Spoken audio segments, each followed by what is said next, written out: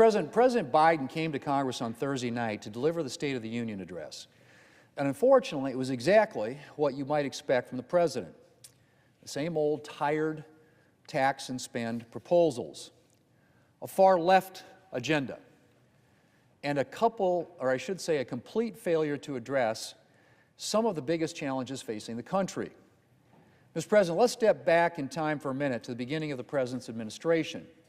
3 years ago this month, the President signed into law a massive and partisan $1.9 trillion spending bill under the guise of COVID relief, despite the fact that Congress had just passed a fifth bipartisan COVID bill that met essentially all current pressing COVID needs.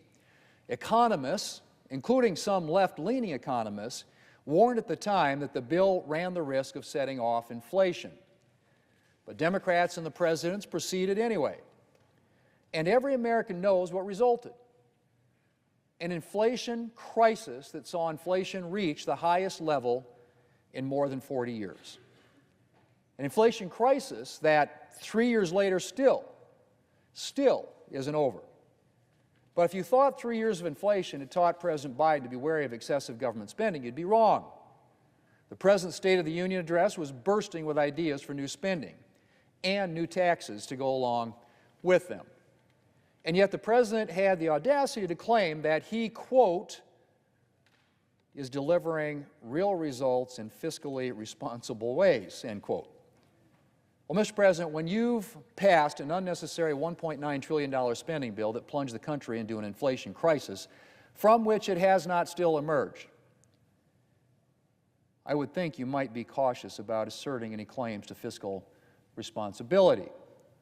But the President isn't overly troubled by the facts in these matters. He went on to assert that he's cut the federal deficit by more than $1 trillion, a deceptive claim that he has repeated so often that it earned him a bottomless Pinocchio from the Washington Post's fact-checker column.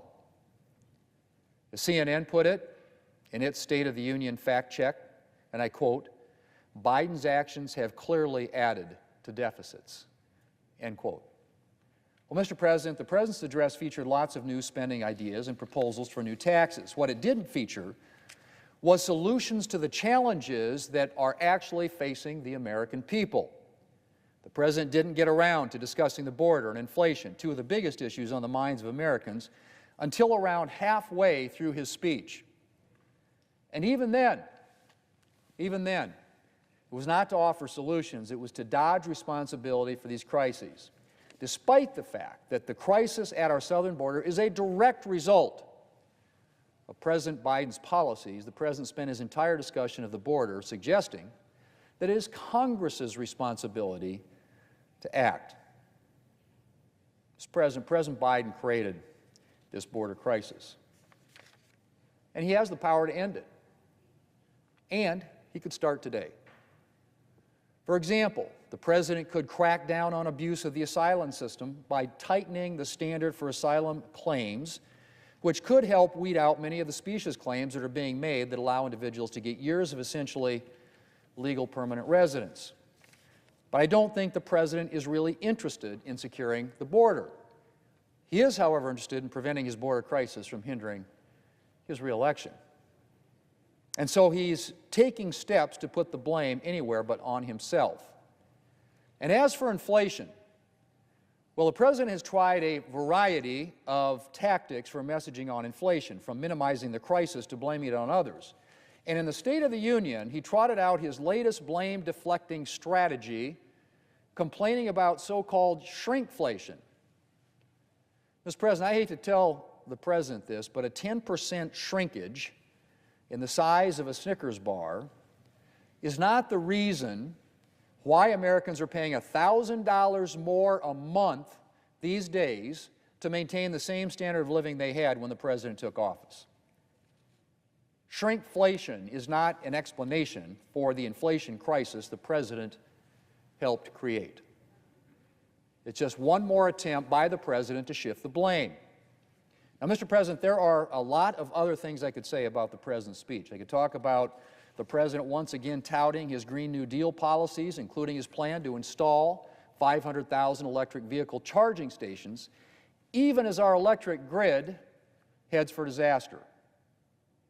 Or I could talk about how disappointed I was that the President chose to resurrect the ugly moments early in his presidency when he and his Democrat colleagues attempted to manufacture a non-existent voter suppression crisis in order to justify legislation to give Democrats a permanent advantage in elections.